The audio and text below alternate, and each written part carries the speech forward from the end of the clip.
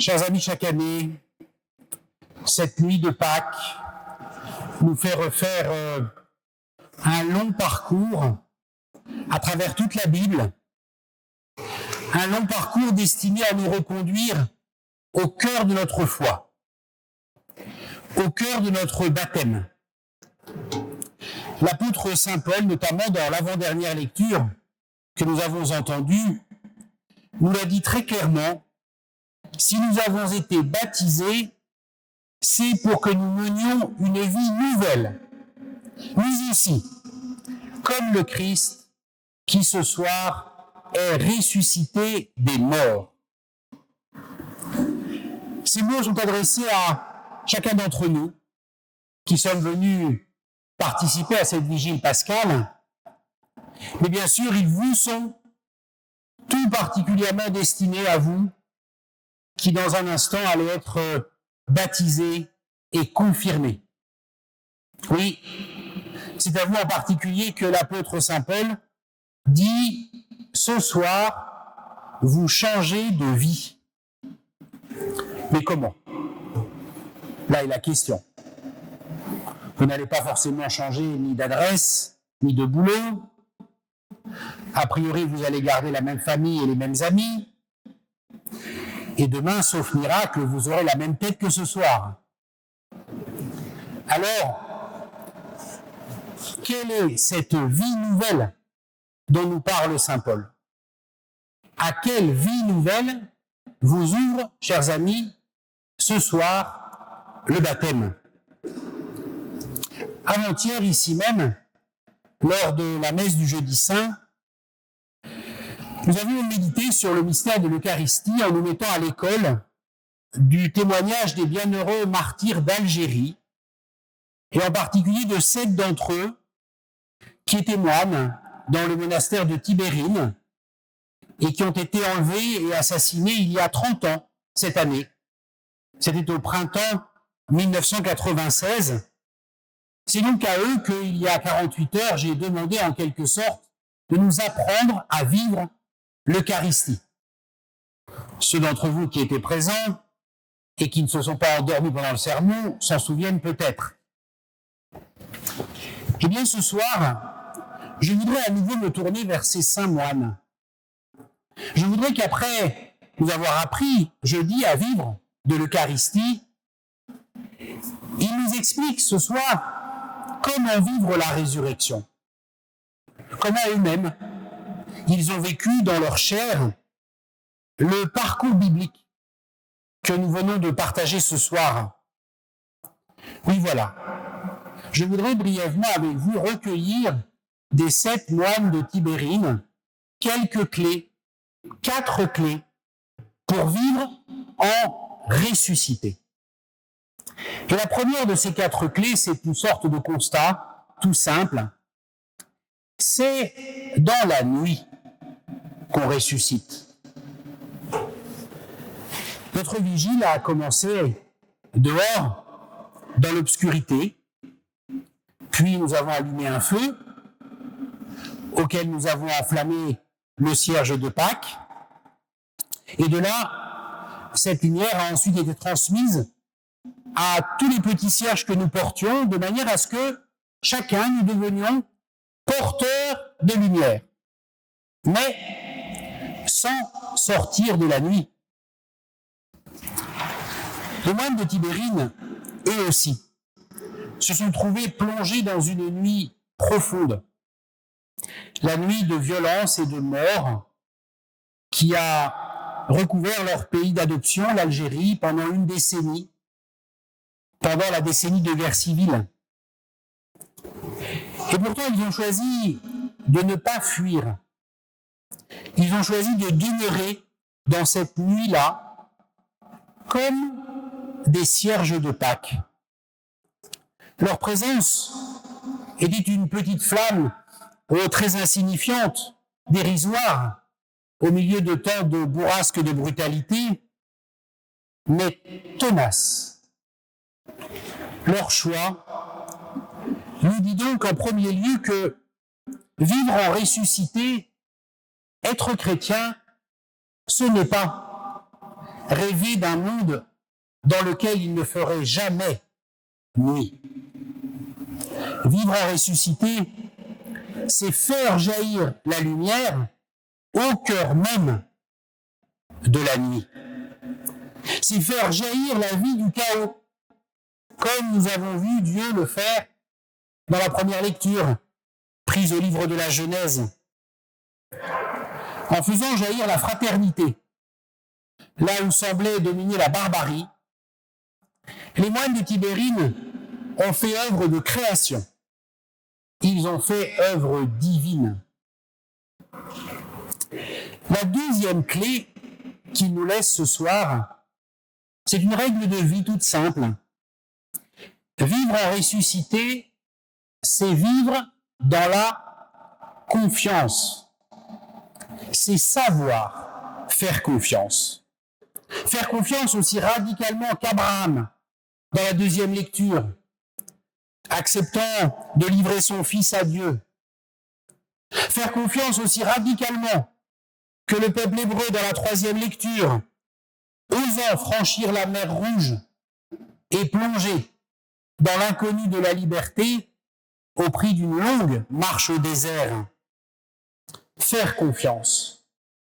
Aussi radicalement que ces 7 moines de Tibérine, qui à partir du moment où ils avaient choisi de faire confiance à Dieu, ne maîtrisaient plus rien de leur destin. En choisissant de demeurer, ils abandonnaient ainsi leur vie entre les mains de Dieu. Vivre en ressuscité, nous aussi, dans les aléas et les incertitudes de nos existences, c'est jour après jour faire confiance. Faire confiance jusqu'au bout. Faire confiance au-delà même du bout. Libre de tout repli sur soi, libre de toute peur. La troisième clé pour vivre en ressuscité fait directement écho à la promesse que nous avons entendue ensuite dans les différents prophètes qui ont été lus, et notamment le prophète Ézéchiel, dans la 5e lecture, qui nous disait « Je vous donnerai un cœur nouveau, je mettrai en vous un esprit nouveau ». La troisième clé de vie en ressuscité, c'est d'avoir compris que la résurrection ne se passe pas au dehors de nous, elle se passe au-dedans de nous. La résurrection consiste, dès maintenant, en un changement de cœur. Elle n'en est pas moins réelle, plus réelle même, qu'une simple réanimation, plus réelle qu'une hypothétique réincarnation. Parce que l'un et l'autre de ces concepts consistent au fond en une prolongation de la vie à l'identique, dans le même corps pour une réanimation ou dans un corps différent pour une réincarnation, mais c'est toujours la vie à l'identique qui continue. Vivre en ressuscité, c'est d'abord être mort pour de vrai à la vie d'avant et vivre donc tout différemment d'avant, comme l'affirmait saint Paul dans la 6e lecture que nous avons entendue. Et on mesure la radicalité, on mesure la réalité de ce changement de cœur en lisant le magnifique testament spirituel du père Christian de Chergé, qui était le prieur du monastère de Tibérine. Sa transformation intérieure a été tellement radicale qu'il a été capable d'un regard neuf sur les autres, capable même de voir comme un ami celui qui allait l'assassiner. C'est ainsi en effet qu'il en parle dans les dernières lignes de son testament spirituel, je le cite.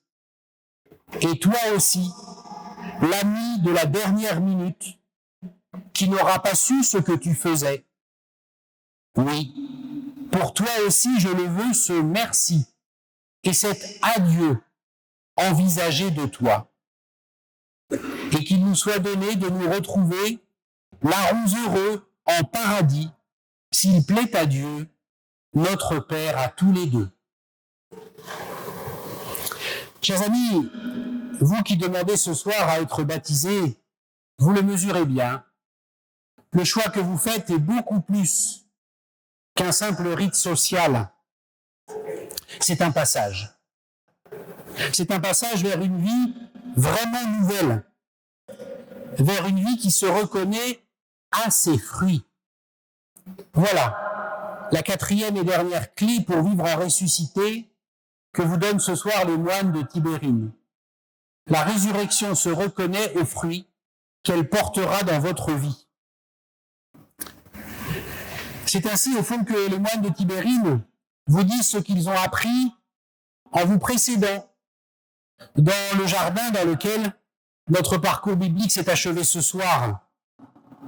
On pourrait dire d'une certaine manière que le long chemin que nous avons fait à travers toute la Bible n'a fait que nous ramener au point de départ, puisque nous avons commencé le parcours au jardin d'Éden, celui de la création du monde, pour l'achever au jardin où se trouvait le tombeau de Jésus dans l'Évangile. C'est là que nous a dit l'évangéliste Matthieu, Marie-Madeleine et l'autre Marie sont entrées les premières. Et c'est là d'ailleurs qu'elles ne sont pas restées très longtemps.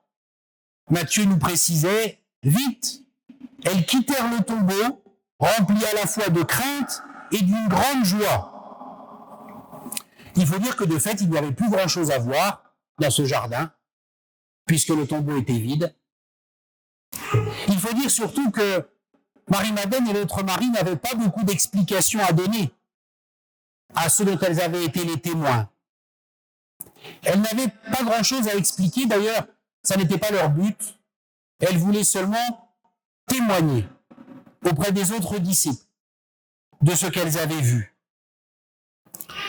Les moines de Tibérine, eux non plus, ne nous ont pas laissé de grandes explications savantes sur la résurrection, sur ce en quoi elle consiste, sur comment ça marche.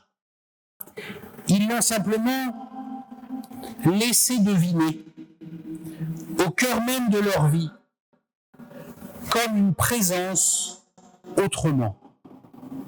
Présence d'une paix inexplicable face à la violence. Présence d'une liberté incompréhensible face à la perspective de la mort. Présence d'un amour au défi de toute logique humaine. Ils nous ont ainsi montré que oui, la résurrection se reconnaît aux fruits qu'elle porte dans nos vies. Voilà, chers amis, ces 4 clés, si précieuses, que les moines de Tibérine vous ont transmis au prix de leur sang. C'est dans la nuit de nos existences, dans la nuit de nos vies, que nous ressuscitons.